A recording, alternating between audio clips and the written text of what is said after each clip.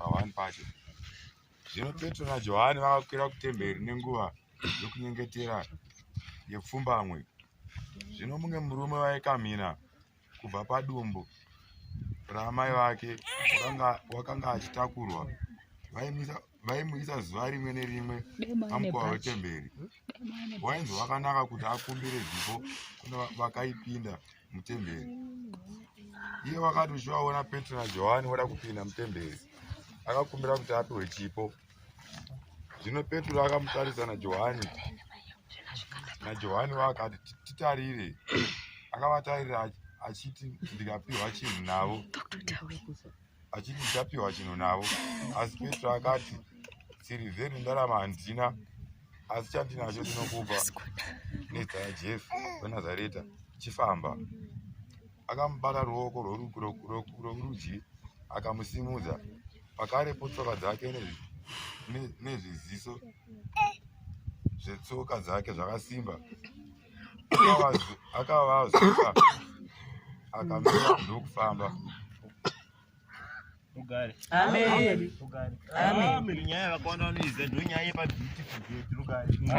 Pane munhu akanga asingafambi, but munhu aitakurwa nevanhu achinosiwa pagedhi. Saka noita ndekuti vanhu vaitomutakura vaingomutakura vamusiya pagedhi ivo vapinda muchechi. Saka vaiti kana vakamutakura vaimusiya pagedhi kuti akumbire mari yevanhu vanenge vachiuya. Saka aita akagara, vanhu vaitomubatsira mufunge kumuendesa pagedhi vavo kuti angopema. Saka one day Peter naPetro vauya vakamuona ari pagedhi. Saka vanhu vaimisa pagedhi kuti agokumbira mari yevanhu vanenge vachipinda muchechi. Kana munhu achinge aenda kuchechi imari yekunopa Mwari zvipo, but pane vamwe tsano vaimira vachitoitawo mashares naMwari vachipiwawo zvipo zvacho. Because uyu munhu anga akagarichi kana munhu achida kunobhadhira kuchechi $10 aimusirawo pondo. Saka akatoenda kuchechi kutonotorawo mari naMwari vacho. Saka aiti akagara pachechi, vanhu vaiuya vachiti wese aipinda aimupa mari. Saka akaenda kuchechi kwete kunopona but kunotora mari chete. Saka one day Peter naPetro vakauya vakamuona akagara pagedhi pacho. Vakamubvunza kuti vamuti nditarire, but ivo vanga vagara vamuona kare. Saka pane kumwe kutarira kwemeso wake kwanga asingaoni, because akavaona akavakumbira mari.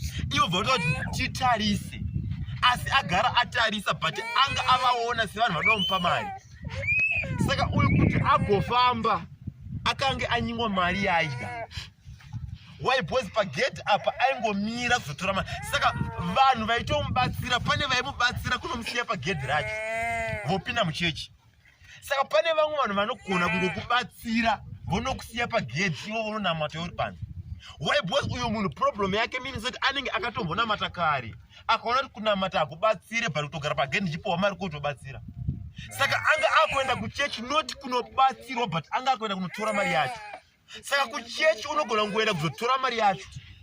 Saka aiti akagara, vanhu vaitora kuchechi vomusiya pagedhi. For example, pane imwe nyaya yemurume akagara 38 years ari pabedside. Munhu iye akaita 38 years ainzi aisafamba. Saka aita azi ndoshaya anondiwisira. Saka kana munhu asingafambe akatobva kumba, pane vakamutakura vakamusiya pabedside. Vamutakura vakabva vapinda, because painzi atanga kupinda ndiye anoponesa. Saka ivo vakamubatsira kumutakura, pavakazoti atanga kupinda ndiye anobatsira vakabva vamusiya bva vapinda ivo. Ndosaka akanzi munhu.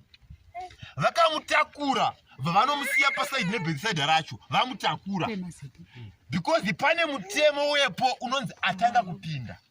Hongu ivo vane chipo chekuti vafamba, but kuda kubatsirwa kunonzi atanga kupinda. Saka hazvita kuti vanhu vagomukanda iye abatsirwe yoregera. Saka vakamutakura kubva kumba vakanomusiya paside yobva vapinda. Vakamusiya padhuze nepanobatsira bhozi vakanzi atanga kupinda. For example, kana uchifamba nemunhu waunozoti imbinga ane mari, tikaona $50 yakadonha, mbinga haimboti asina nhonga, anonhonga uzokweretesa. Saka munhu chero ane mari, tikaona mari pasi anotonhongawo iye anayo. Kana uchida azokweretesa uzodzosa bhozi munhu.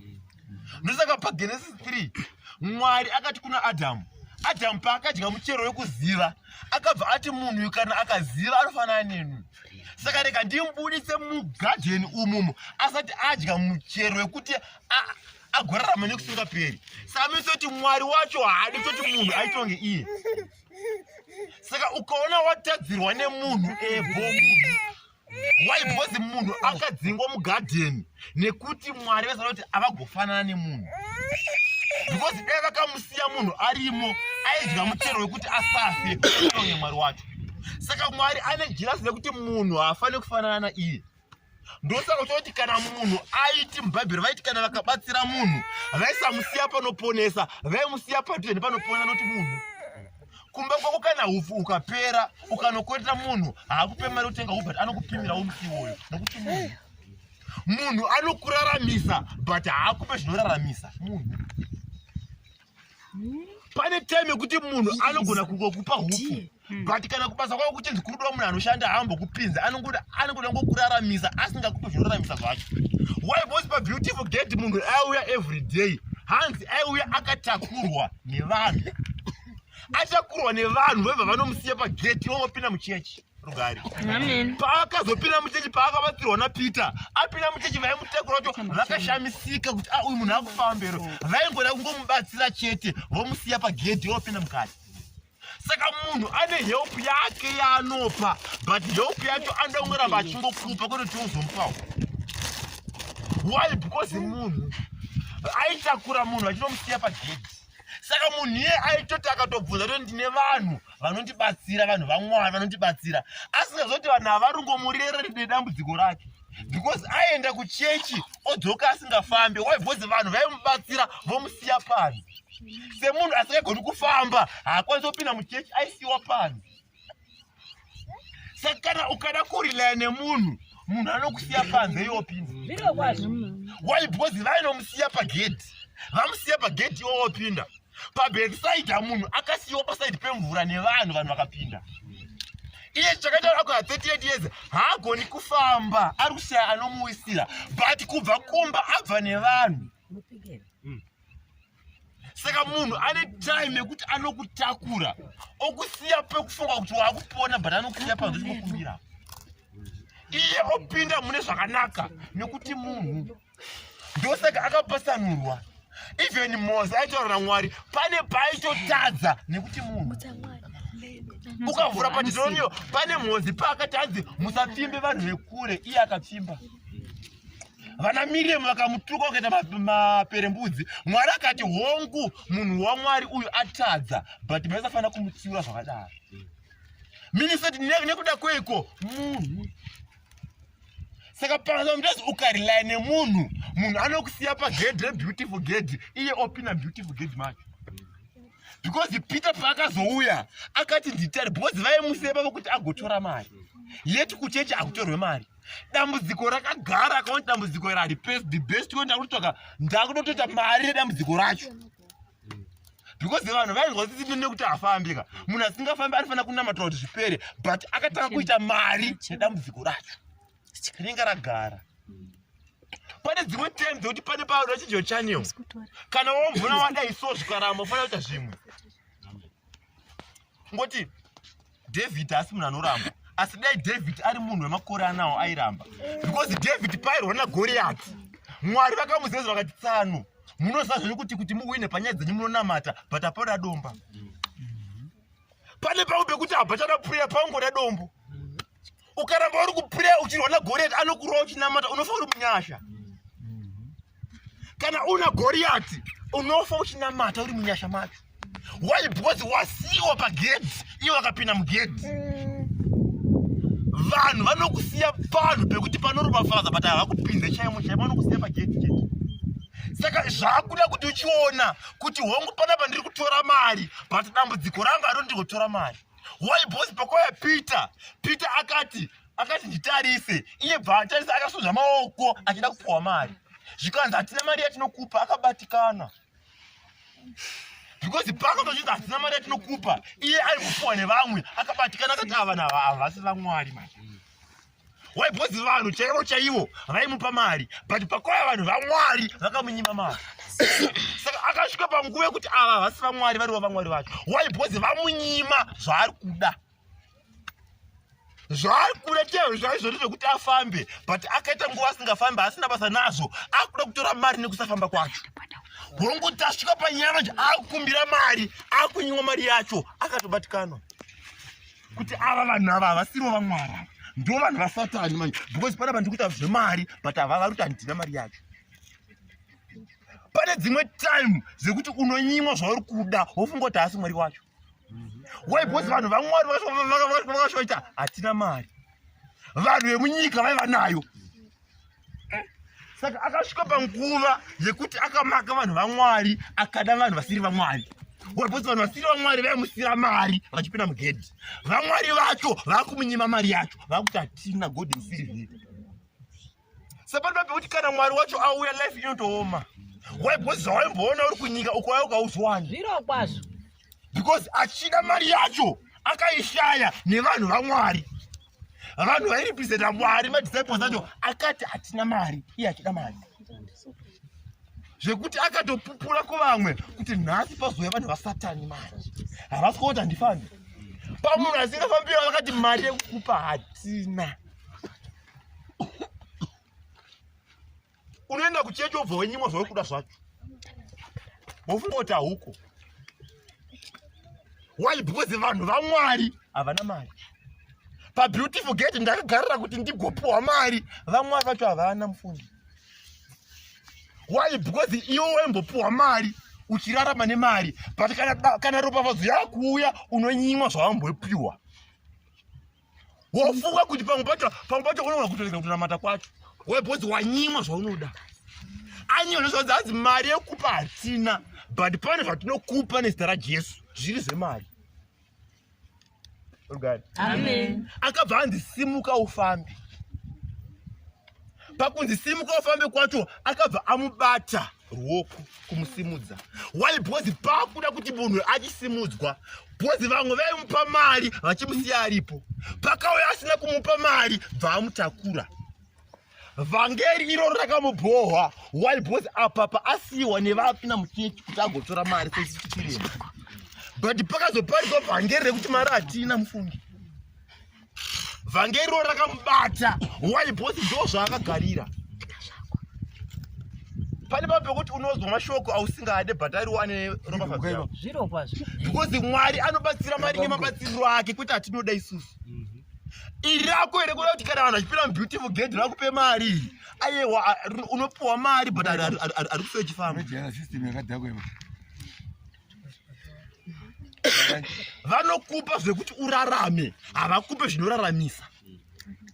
Why? Because zvinoraramisa zvekuti hapana mari.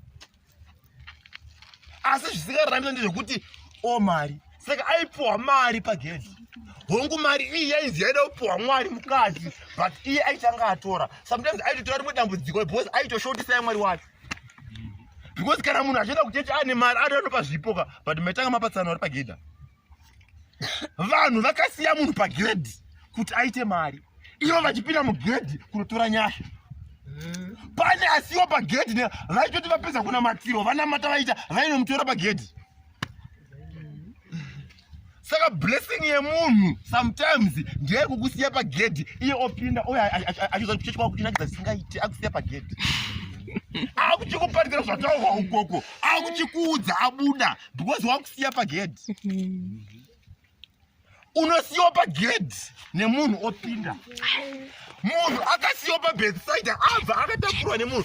Pamwe pacho pane pamwe paunotakurwa nemunhu unokusiya pagedhi. Why? Zvinode kuti ugotakurwa naMwari wacho because anonokubatsira kumberi. But munhu ane paextend yaanonokusiya. PaBeautiful Gate munhu akagara makore akawanda achiita mari. Munhu aisafamba. Saka aitobva kumba akatakurwa. Vaizomutakura vachisamupinze kuti because munhu asingagoni kufamba. Ivo vaisamutakura kuti vamise muchechi anamatirwe. Vainomusiya pagedhi rechechi kuti aite mari aripo. Vaitobatsirawo mufunge, but iye kamubatsiro kacho kaimusiya ari pataiti. Pane imwe help inoti haungaba ndabatsirwa pandaswa ndiriko. andibatsira hake nhasi ndaita hangu mari ndakunodya mari but dambudziko richingoripo nemari yacho. Waibhosi aipiwa mari ari pagedhi but ane mari ari mpinga aifamba akatakurwa. But pakazora Jesu papakaingirozi pache akaenda kumba asina mari achifamba. But pamwe pacho aienda ane mari yakawanda asingafambi. But pakazopodza nokuti hatina mari akaenda kumba netsoka dzake asina mari yacho achifamba. Saka munhu nauti ndeuti munhu ane ropafadzo yekutofamba. Iye anofamba ari kusiya asingafambe panze, iye opinda muchechi achifamba. Wokutsano muchechi ndo munobatsira muko wakusireko uyu ndokuti munhu. Because kana ukafamba tafanana. Saka zvoti yo ungoda help yedu une mari siku yopa so panga mutezi pamwe aitoita kana akaita mari aitopa vaimutakura vacho. Saka vese zvinoda kuti afambi vaida kuti aite mari achivabhadhira kuti avatakure. Saka samutezi munhu pane paanongoda pane paanofanira nedambudziko rako because pane kamutendero kauchaita. Because kana munhu ainzi vaimusiya pagedhi vakuzobuda gedhi vomutakura inhayo kuti pamwe aitobudisa mari yacho ovapota tsanu takura ndoenda pagedhi. But one day pakauya Jesu manje akanyimwa mari akaenda kumba ari broke akafamba. Pane pamwe pekuti hauna chaunacho but uri kufamba. Ndomazopoti uyu aita mari but paakashaya mari akaenda achifamba asina mari. Saka zviri pachena kuti mari haina basa but chakakosha upenyu hwacho. Waibhosi akapiwa kufamba akanyimwa mari. Vhangeri remari rakamira rikamusiya achifamba. Sapari pekuti uri kupiwa maswitsi but ari kuodza mazino. Zvakura kuti unyimwe maswitsi ufa hako nenzara but une raramo yacho. Waibhosi pane pekuti unopiwa zvimwe zvinhu zvekuti unazvo hapana kwaunoenda. Uri kupiwa zvinhu zvekuti urarame hausi kupiwa Jesu anoraramisa. Vari kungokupawo zvekuti usvikewo pachechi ugare but havasi kuti upinde mukati because vanhu ukaona munhu asingaya kuchechi haana kunesana naMwari anesana nemunhuka. Because Mwari anotopatsanura iye nevanhu. Because anozoti munhu pane zvaanoita asi munhu pane paanogumira. Zvozoita kuti kana munhu akabudirira vanorwadziwa vanhu. Mwari anotofanira munhu zvake zvaita but munhu anobatikana. Hakuna munhu anofanira kuti waenda kumberi munhuka. Kana zvako zvikatonaka tototi akaromba. Zvikatodai soti akaromba. Zvafanira pamwana. Kana mwana akatambudzika zvinonzi akasiyirwa urombe nababa wake. Asi kana akapfuma zvinonzi akauraya baba vake. Uko munhuka. Munhu haanya pese chakanaka munhu haanyarari. Anongotaura waibhozi haadi kuti zvakadaro zviitike. Saka uyu murume uyu aitemba nevanhu vaimutakura vachimusiya pachechi. Aisafanira kutemba navo. Waibhozi vanomusiya ari pataiti nehelp yavo iyi. Help yevanhu ndeyekunitakura vonisiya paBethsaida but havandipinze mvura umu. Reka nditsvake Jesu anokwanisa kunitakura unipinza mvura macho asingarwadziwe nekubudirira kwangu. Because munhu chero upi naupi kana zvako zvikaita munhu afare munhuka. Ukanzwa vanhu vachizevezera vari pasaidhi vari kunyeya munhu kovanhuka. Saka kana ukada kurilaya nemunhu munhu anangokuona uchingouya everyday. Ndipewo shuga. Haadi kuti utenge yako komunhuka. Saka seko vanhu vachisvika panguva yekuti vanorilaya nevanhu vanovasiya pagedhi rebeautiful gate. Uyu munhu anditakura akanondisiya paBethsaida. Andisiya paBethsaida abva apinda abva andisiya ndiripo. Because paBethsaida painzi kana ukatopinda munhu atobaita aiwa tapona kumana. Because paita mukawo wekupinda kunopona. Ivo vatakura munhu asingafambi vakanomusiya kana 38 years aripo. Vakatakura munhu nesimba. Vatakura munhu nesimba vakazoti panopona munhu mumwe chete vakamusiya bva wapinda ivo. Munhuka. Saka pamwe pacho munhu anoda kuti zvake zviiti. Munhu haadi kuti mumwe munhu aende kumberi haadi. Zvakati example ipo ndekuti kana tikaona $100 pasi nemunhu anozoti ane mari ane mota haambo kuti tsaune mota muzika nhunga wanonhunga. Nemari yake anowedzera imwe. Vanofamba but vatotangira uyu asingafambi kupinda munhu wekuponesa. vada uri pauzwa kangani kuko munhuka munhu anokusiya pagedhi iwe wapinda mugedhi saka ukarilana nemunhu munhu ane paanogumira munhu ane pamwe pekuti akakubatsira anogumira ipapo munhu anokubatsira kuti urarame haakupe zvinoraramisa zvacho why boss ada kuti mangwana urambe uchikomukumbira kuti iwe unopeza kuti iyi mpinge kumaraini kwedu why boss munhu asi zvako zvikanzi zvaita anosanga kuti wakadasi haabvume kuti zvinhu zvako zvaita zvakanaka nekuti munhu iye mwari wacho ndiye akapatsanura mwari nemunhu adhamu ada kudya muchero akadzingirwa zvokunzi ukadya uyu watofanana neni saka hayi kuti vese vaifamba namwari vese vane pavakatadza vese even Mose pane paakanzi taura nedombo akarova munhu even po pane paakatoudzwa kuti ende akatoramba munhu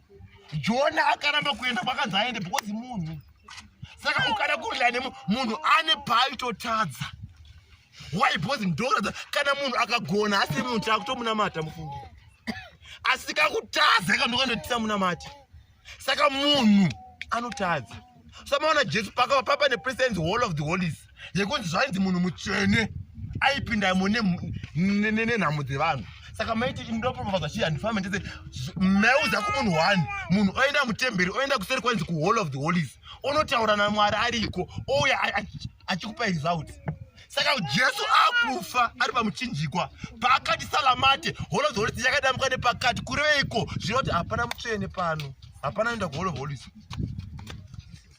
saka akasiya adambura hall of holies kuti waipinda antaura namwari saka vanhu vari muchechi vakaona hall of holies vese voti vese akutaura namwari wai bhosi mwari pakafamba panyika pacho pese akasvika pakuona kuti panyika panapa hapana mutsvene hall of holies hakuendwa uku saka rakanobva rokati nepakati kuti munhu wese ataura namwari bhosi akaona panyika hapana vatsvene saka hall of holies yakabva yavharwa kuti iwe kana wataura namwari wako unotaura wega usatume mwe munhu bhosi munhu hall of holies akati hakuna uku akasvika pamwe kuti akasvika kuona kuti panyika vanhu vanotadza mwari akazviblema paakaparadza nyika waibosi akati vanhu havanokutadza waibosi vana vanowa vakanzi kana vakupinda imomo pinda nevakadzi venyu rugari vakadzi vacho ndio vanga vari vachinzi vaiva kunyika kuvatadzi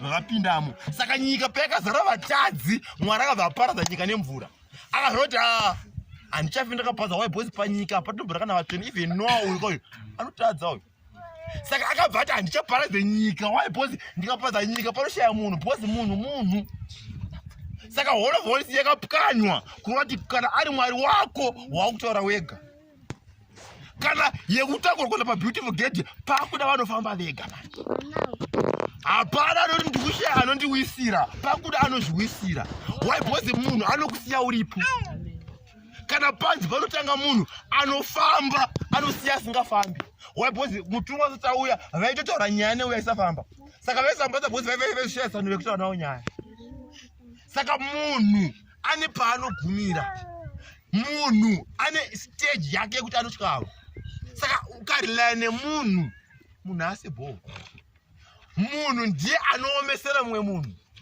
kana pedze pasivesene dzikapinda munhu ndiye anokwiza aireta asi mwari wacho munhu anokwiza kuti ushaye chekutenga munhu anokwiza kuti vamwe vanhu chigovaomera timu riri pakona pevere mahaireti vatori vanhu vanoti vakutokodza mumwe munhu saka munhu anoti zvigonaka kusaidi kwake kwete kwemumwe munhu wese anoti life inakire iye kwete mumwe komunhu asi mwari ndiye anoti life yako inake mwari ndiye anoti kana zvako zvikaita anofara mwari ndiye munhu anotiwo ufambe nemota kuti sei munhu haadi saka ukarilana nemunhu anokusiya pagedhi iye opinda munoponesa odzoka achikuti imapedzero okutora ipapo oenda nyima mangwana anodzoka newe zvekutototi uyu munhu ndiwo shamwari dzangu pamwe pacho uri kutamba shamwari dzisiridzo because vakadzi vanga vakaita vana wani akatsikirira mwana wake atsikirira wake akasvika pakunotora wemumwe aimutorera akavati kana wangu akafa shamwari yangu ikaita mwana tese vese ngavafe ngavachekwe vese tisare tisina. Sasa mtezo kunenge uri kutamba nembavha but ausati wane chekubirika. Saka utoti une shamwari dzangu bo but hadzisi shamwari hauna chekuti vabe. Saka munhu ngowirira pekuti mese hamuna.